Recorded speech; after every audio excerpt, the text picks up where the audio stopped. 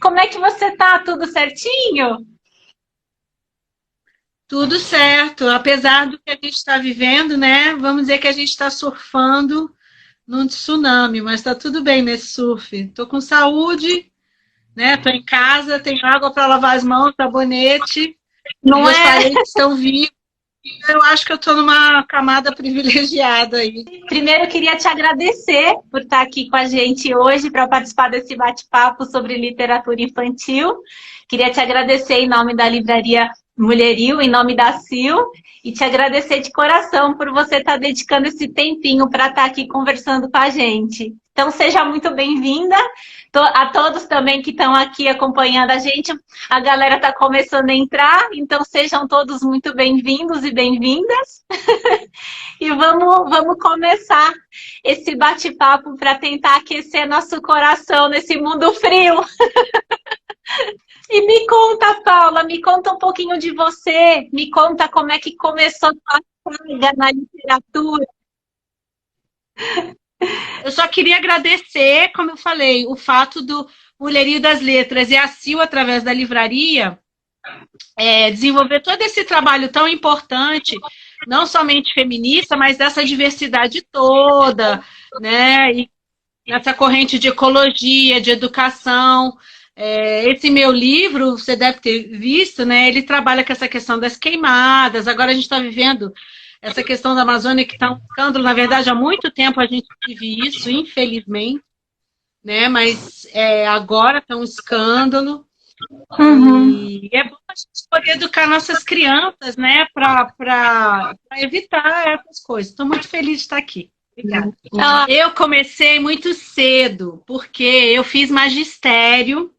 Eu sempre gostei muito de criança, principalmente bebê, e aí eu fiz magistério, e aí no magistério eu desenvolvi várias coisas, do tipo fazer cursos de literatura infantil, me aproximei da Fundação Nacional do Livro Infantil e Juvenil. Também minha mãe trabalhava com isso, então eu, como jovem, tinha esse interesse na literatura infantil e juvenil lá no Rio de Janeiro.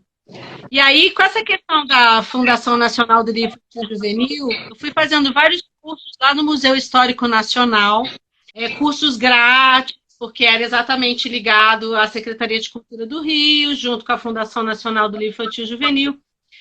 E daí, com essa formação lá no Rio, com essas especialistas de literatura infantil que eu tive a sorte de estudar, deu para ouvir? Deu, tá perfeita. Boa tarde a todos.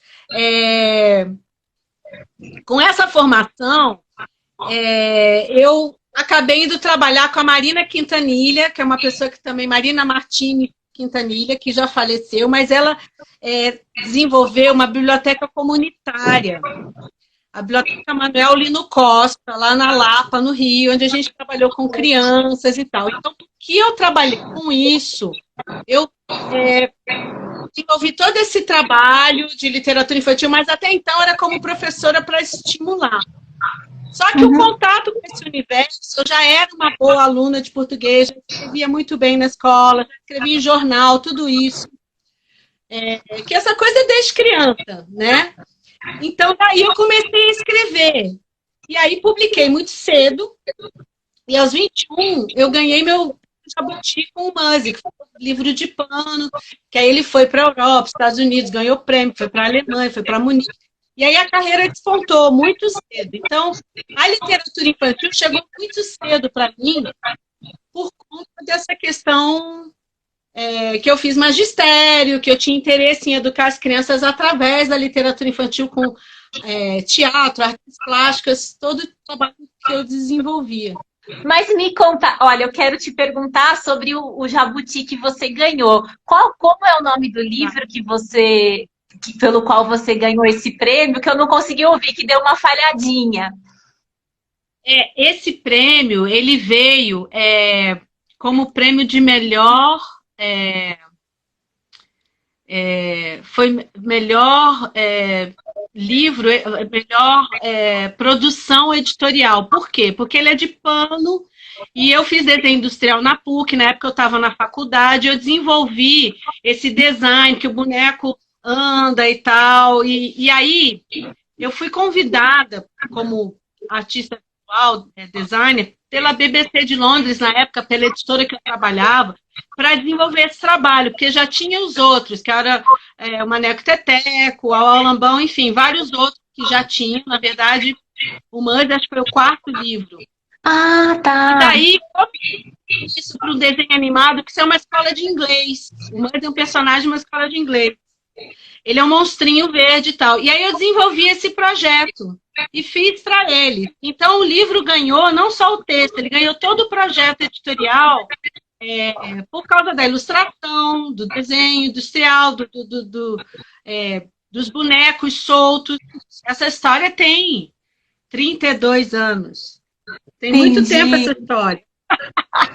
Ah, que delícia! Mas aí ganhou o prêmio Jabuti pela inovação, pelo projeto todo. Aí eu, muito cedo, com 20 anos, fui uma designer e escritora premiada. Aí eu fiquei muito na literatura infantil por conta disso. Fui ganhando a PCA, outros prêmios e tal. Aí o Maneco e Teteco, que é sobre circo, foi indicado como o melhor livro de imagem da Fundação Nacional do Livro Infantil e Juvenil. Só que aí a minha carreira bifurcou porque eu fui para cinema e televisão. E aí eu comecei a fazer cenário, comecei a ganhar muito dinheiro, ficar ocupada com isso. Nem muito dinheiro, eu comecei a ter salário, ter que trabalhar, ter horário, né, equipe. E aí tempo. E aí depois eu comecei a voltar mais como escritora, fui desenvolvendo toda a parte que eu tenho de literatura. A história traz um pouco de cada vivência, né? Sim. O autor tem um pouco isso. A gente tem as vivências e joga para os imaginários e vai recriando em cima, né? Sim, e às vezes funciona até como um processo de cura, né, daquela ferida. A gente transforma a dor em arte e faz parte do processo de superação, né? Muitas vezes a gente recorre a esse artifício para seguir em frente, né? Eu acho que faz parte do processo, né? Mas no caso de literatura para criança, eu acho que é um pouco diferente. Isso que você está falando rola bastante comigo, né? No processo, mas mais quando eu escrevo para... Aí eu tenho mais um processo de me trabalhar, de trabalhar subjetividade, subconsciente, ou de ter voz naquilo que numa cidadania a gente não consegue, né? Para quem que a gente vai falar. Então, isso vem muito na literatura, na dramaturgia, na poesia, contos, né, e tal. Na literatura infantil, já é um pouco diferente, assim, para mim.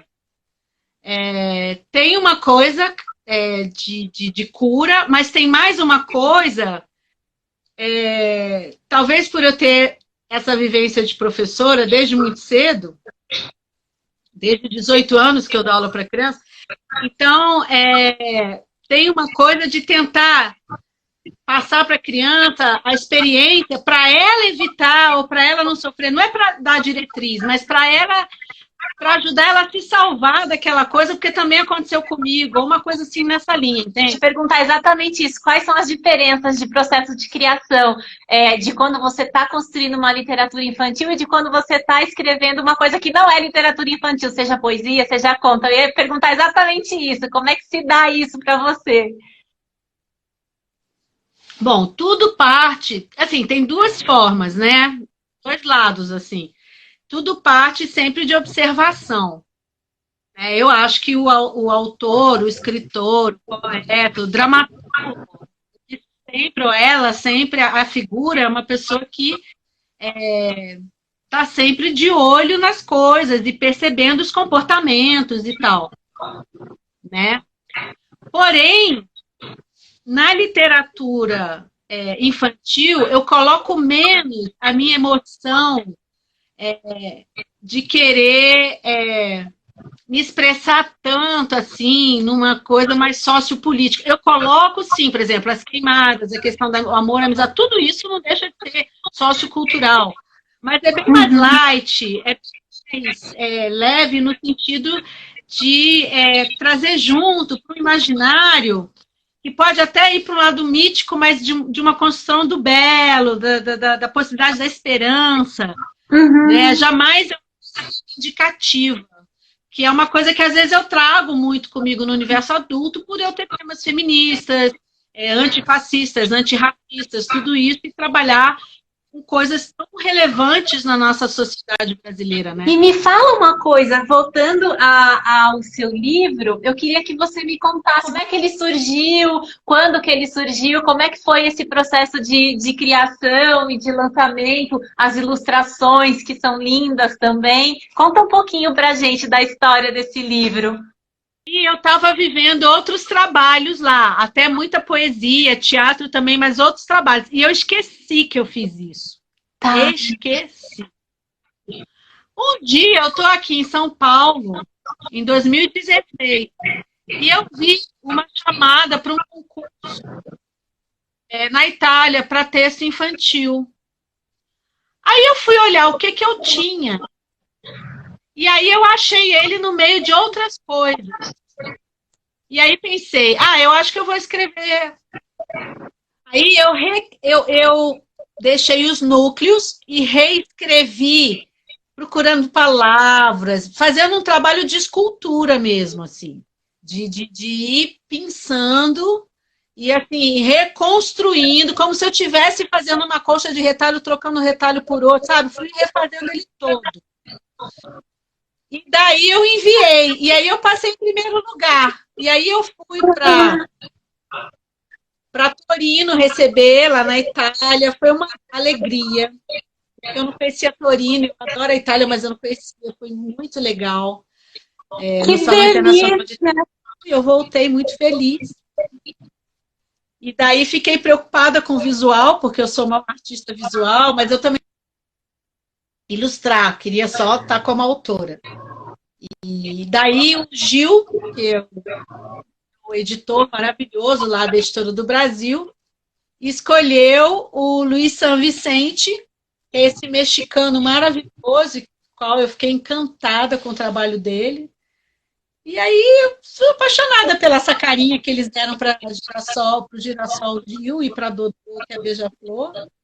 Como é que foi essa escolha de você colocar os gêneros no passarinho, na flor? Como é que funcionou essa escolha para você? Foi de propósito, né? Eu fiz de propósito porque eu pensei assim, quando eu estava criando. Eu vou fazer uma coisa que parece normal, mas é um novo normal. É um normal que não é o convencional. Né? Então, assim, a flor pode ser de um gênero masculino e ela pode ser uma passarinha. Eu queria uma personagem feminina. Aí fica essa coisa de que eles se beijam como amigos, mas pode ser um namoro ou não. E tanto faz essa questão do gênero. Eu acho que você vai passando para a criança essa questão da diversidade sem esse alarde da doença, do pecado, das coisas que são mais severas em relação à questão de gênero, né? Sim, então, por exemplo, quando eu conto história, os meninos fazem a pétala e põem, se vestem de flor. E não tem o menor problema com isso. Eles são crianças, eles estão brincando. Entendeu? E a passarinha, ela voa. Ela escolhe voltar ou não para o amigo namorado, não, ela não fica esperando ele voltar para ela. É ela que decide se vai ficar com ele ou não.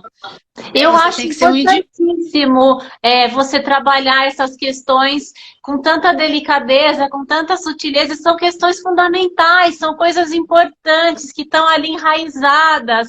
Então, eu acho que a gente trabalhar no pequenininho isso, né, na criança, é libertador, né? E a gente vai libertando a sociedade aos pouquinhos das amarras, se é que um dia a gente vai conseguir. Mas eu, como sou otimista, tenho a esperança de que a gente plantando uma coisinha aqui, outra ali, a gente um dia consegue, né, que as coisas sejam menos pesadas. Ai, Paula, olha, eu quero te agradecer de coração por você ter disponibilizado esse tempo para estar aqui conversando com a gente, dando aquele sopro de esperança nesse momento difícil para todo mundo. Então, com essa sua leveza da literatura infantil, queria te agradecer imensamente por estar aqui compartilhando com a gente seu conhecimento, sua história de vida, sua história de escrita.